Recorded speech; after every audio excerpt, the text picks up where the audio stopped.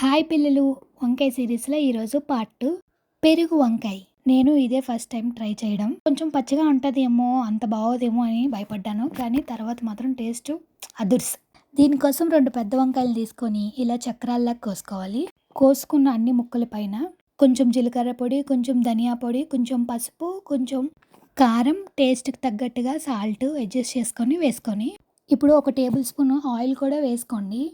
ముక్కలన్నిటికీ కలిసే విధంగా కలుపుకోవాలి. సేమ్ ప్రాసెస్ ముక్కల్ని వెనక్కి తిప్పి కూడా మసాలాలంతా అంటించుకోండి. అన్నీ కలిపే విధంగా మొత్తం కలుపుకోవాలి. ఇప్పుడు ఒక ప్యాన్లో 1 స్పూన్ ఆయిల్ వేసుకొని మసాలా అంతా పట్టించుకున్న వంకాయ ముక్కలన్నిటిని ఆ ప్యాన్ పైన పేర్చుకోవాలి.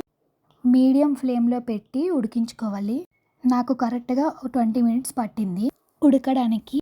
మీరు మధ్య మధ్యలో వంకాయ ముక్కలన్నిటిని ఫ్లిప్ చేసుకుంటూ చూసుకోవాలి. ఎక్కువసేపు ఒకే సైడ్ ఉంటే మాడిపోతాయి. ఒక 10 నిమిషాల ముందు, ఒక 10 నిమిషాల వెనక అలా ఉంచుకొని తిప్పుకోవాలి. బాగా వేయించుకోవాలి. వేయించుకున్న ముక్కలన్నిటిని తీసి సైడ్ని పెట్టుకోండి. ఇప్పుడు ఒక గ్లాస్ పెరుగు తీసుకొని, అది కొంచెం గడ్డలా ఉంటుంది కాబట్టి మనం దాన్ని విస్క్ చేసుకోవాలి. ఇప్పుడు స్మూత్ టెక్స్చర్ వస్తుంది.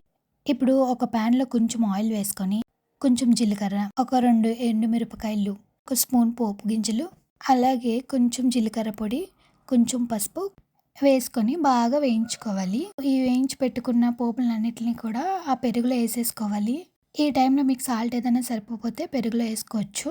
ఇప్పుడు వేయించి పెట్టుకున్న ముక్కలన్నిటిని కూడా ఇందులో వేసేసుకొని పెరుగుకి బాగా కలిసే విధంగా కలుపుకోవాలి. ఇప్పుడు కొంచెం కొత్తిమీరతో గార్నిష్ చేసేసుకొని సర్వ్ చేసుకుంటే టేస్టీ పెరుగు వంకాయ రెడీ. మరిన్ని వీడియోస్ కోసం మన పేజ్ని ఫాలో చేసేసుకోండి ఫ్రెండ్స్.